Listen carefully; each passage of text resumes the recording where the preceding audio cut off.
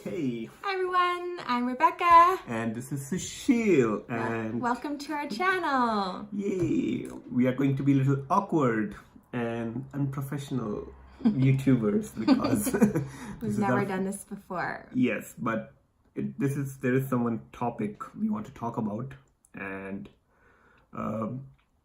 it's very important for some people because a lot of people are spending a lot of money, time, and energy on it. And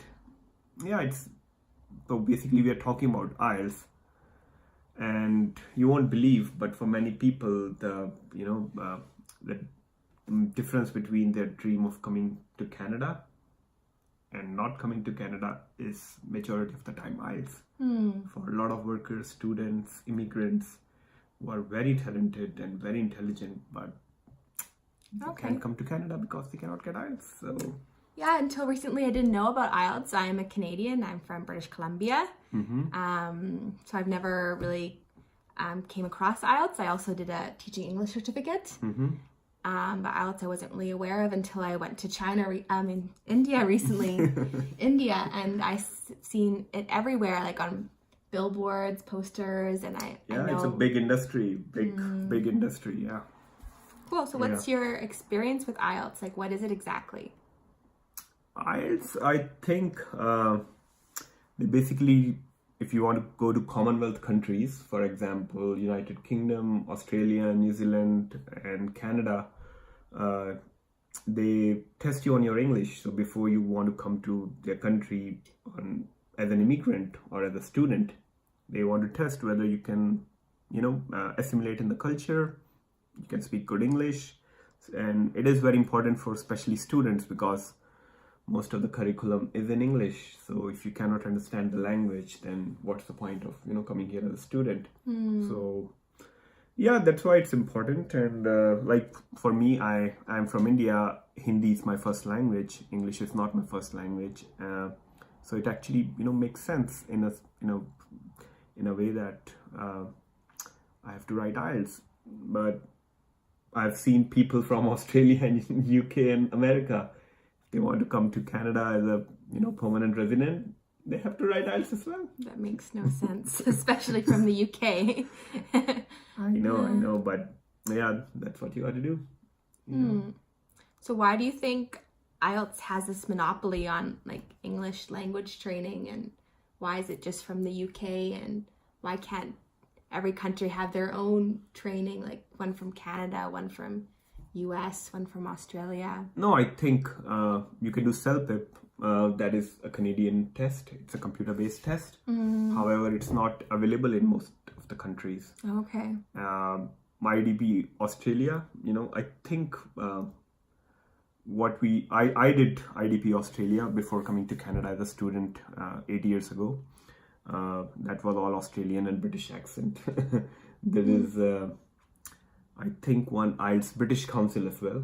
Yeah, so IELTS has a monopoly, but I sometimes feels like if you are a student, right, and let's say you got 7 in IELTS, and for some reason you are not able to come to Canada, right?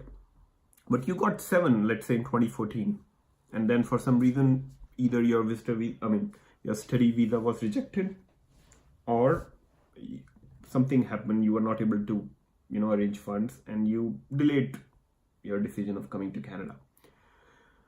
The problem with IELTS is it expires in 2 years. Right? Yeah. So they assume that you forget everything. you forgot your language in 2 years, right?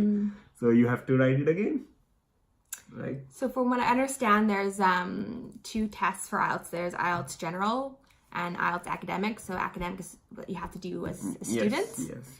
And the cutoff for that is 6.5 yes, points for most of the students, yes. If you want to, I think for better schools, they require you to get 7. But most of the college and universities will take you if your score is 6.5 and above. So I recently did the academic IELTS when I was in India just to try it out. And I didn't get a perfect score. Wow. So just tell the audience about yourself and your background English education. I know English is your first language, but Hindi is first language of many people, and I'm pretty sure most of the people cannot read and write Hindi properly. So yeah, so it is my first language. I did a secondary education, a graduate, a postgraduate, and yeah, and I didn't get a perfect score, so I got, I believe I got 9 in listening, and I got 8.5 in listening, 9 in reading, and only 7 in writing. 7 in writing. And 8. And you are a master student Yeah. from a prestigious university, right? You wrote your thesis and everything. So I only got a 7. Amazing. And then for speaking, I didn't get full marks. I got 8.5. Wow. It must have been a Britisher who took your exam. No, he was an Indian. Indian guy. Oh my God. Imagine a Chinese person, giving me 8.5 on Hindi. Yeah, so I don't know what, I guess listening it's hard to get perfect. 8.5 is okay, but yeah, my reading was fine. And then, but reading, I think in reading and listening, you cannot do anything. Like if your answer is right, it's right. Yeah. Right? However, in writing and speaking, it's subjective. Yeah. I can speak the perfect sentence and you can find something wrong with it. I can write the most beautiful letter and you can find something wrong with my writing, or my commas, my inverted commas, my dot, my periods. It's ridiculous what is going on, the way they check. I've seen and this is for all the people who are trying their luck and doing it again and again. Have belief, because I've seen one of the most talented people, including Rebecca, master students, written thesis, PhD students, write perfect English, perfect grammar, sentence creation and everything, and they get 6.5. So it's not like something is wrong with you, and there is certain practice which you can do. However, I think it's a big money making machine. I believe, and let's say for Canada immigration, right? Yeah. How many times have you wrote IELTS? I have written IELTS, I think 3 times. 3 times. One in 2010.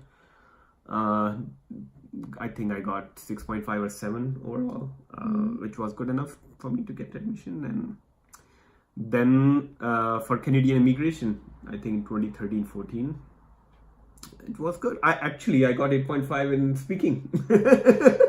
So you got the same speaking as me. Yeah, I don't know. See, and just recently I had to write IELTS academic because I had to write some exam, and I got 8. So my speaking actually, got worse in last 4 years. And I think it's all ridiculous. It's just money-making machine. But that's weird that you do a post-bac in Canada in English, and then they make you do another exam in English. Oh my God. So many people, talented people working in multinational companies, handling team, doing US operations, British operations, worked in Australia, cannot get a good IELTS score. And so, they have to write it again and again, 10 times, 12 times, and they think of self-doubt, or I don't know, it's very frustrating for some people. Many times I've seen when you write it again and again, actually your score goes down. So I don't know, what suggestion you have for people who want to come to Canada as an immigrant or a student and are struggling with IELTS, especially writing and speaking. Yeah, well, the writing, I did the practice tests, so just practice writing as much as you can. I think reading has a lot to do with writing. Do you think it made any difference because you still got 7? I don't know. I think just the more comfortable you are with writing, the better it would be, I guess. And just be comfortable expressing your thoughts. And if the more you read, actually, the better your writing is, because you get more vocabulary and things like that. That's true.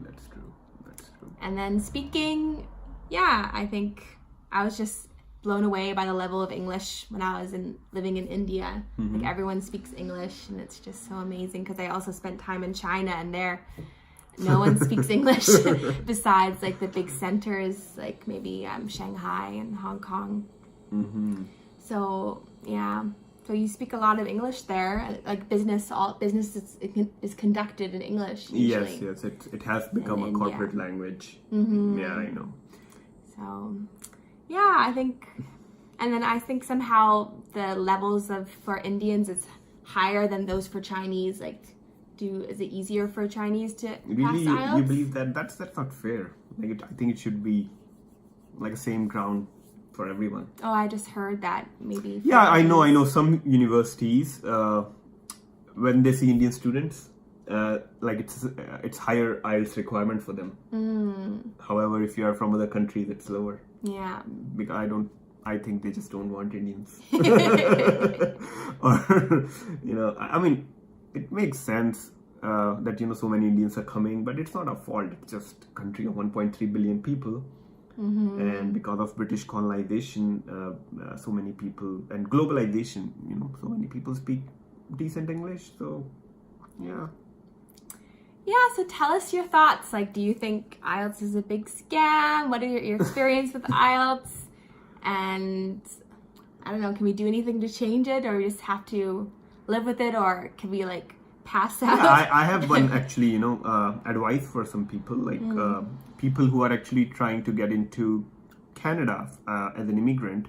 Because I know, like, if you have if you have done masters and you have 3 or more years of work experience, usually the magic score is 8,777. So you need to get 8 in listening and 777 in rest of the modules. Which is doable. Which is doable, but many people can't. So if you cannot get in IELTS, maybe you can go to Mohali, and I think Mohali is the only center in India, in north of India. It's in Punjab. You can write down your CELPIP exam.